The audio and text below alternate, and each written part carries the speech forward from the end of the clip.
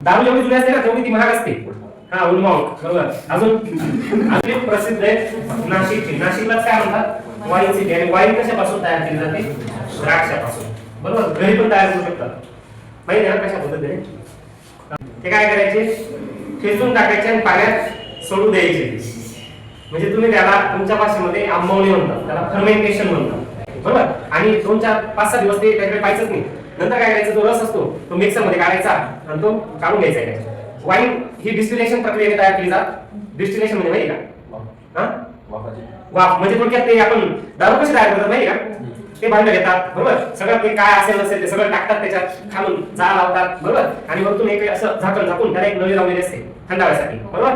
म्हणजे त्याला त्या वाफेला संगणन म्हणतात ना त्याला. संगणन. बरोबर. तर त्याला त्या वाफला काय केलं जाते? थंडावा दिला जातो. आणि त्या वाफेचं रूपांतर कसं होतं? पाण्यात. म्हणजे ते काय असतं तुमची दारू असते पण ती कॉन्सन्ट्रेटेड असते. तिला आपण कच्ची दारू म्हणतो. मग त्याच्यात ते पाणी टाकतात आहे ना. मग तसं जसं त्याला वाफ दिली जाते तसं वाईनला वाफ दिली जात नाही. मग ती जी प्रोसेस सांगितली ना तशाच पद्धतीची असते.